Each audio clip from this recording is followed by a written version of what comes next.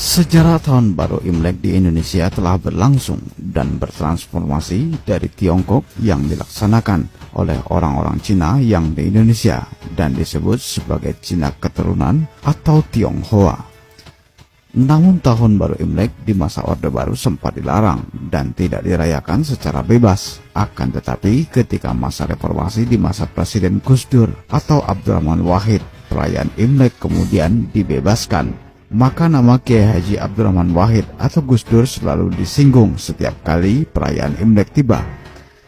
Perannya adalah dalam mengakomodasi perayaan Tahun Baru Cina adalah dengan menyetarakan dengan hari besar lainnya di Indonesia, yakni dengan menjadikan hari libur nasional. Dikisahkan bahwa selama kurun waktu 1968 hingga 1999, perayaan Tahun Baru Imlek dilarang dirayakan di depan umum. Rezim Orde Baru di bawah pemimpin Soeharto melalui Inpres nomor 14 tahun 1967 melarang segala hal yang berbau Tionghoa, termasuk perayaan Imlek. Namun pada tahun 1999, Gus Dur mencabut Inpres tersebut. Sejak saat itulah masyarakat keturunan Tionghoa di Indonesia kembali mendapatkan kebebasan merayakan Imlek. Mulai saat itu pula, berbagai kebudayaan yang melekat pada masyarakat Tionghoa seperti barongsai dipertontonkan di depan umum dan hingga kini banyak dikenal di masyarakat. Maka tidak berlebihan jika banyak tokoh dari orang-orang Tionghoa yang menyebut Gus Dur sebagai bapak masyarakat Tionghoa, bahkan disebut juga sebagai bapak kaum minoritas di Indonesia.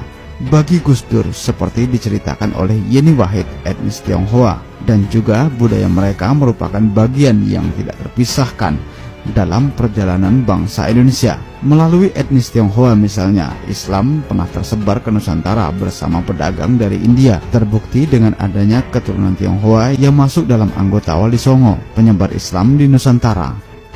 Keputusan Gus Dur menghapus Inpres nomor 14 tahun 1967 banyak menuai kontroversi dengan alasan khawatir komunisme kembali hidup di Indonesia. Namun bagi mantan ketua PBNU itu, seperti yang diungkapkan oleh mantan asisten pribadi Gus Dur, yaitu Ngatawi, bahwa Gus Dur adalah budayawan dan agamawan. Menurut Gus Dur, Imlek dan tradisi barongsai merupakan bagian dari kebudayaan. Jika dikelola dengan baik dan benar, dapat menjadi sarana menyebarkan nilai-nilai kebaikan, seperti yang dilakukan oleh para wali dalam menyebarkan Islam di Indonesia melalui wayang, adat budaya, dan tradisi.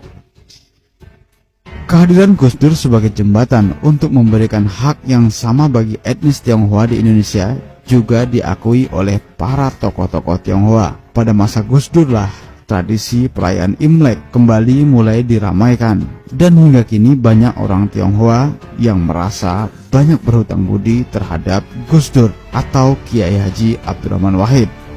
Demikianlah pemirsa informasi kali ini, semoga bermanfaat bagi kita semua. Jangan lupa like dan subscribe serta bagikan tayangan ini. Terima kasih dan salam budaya.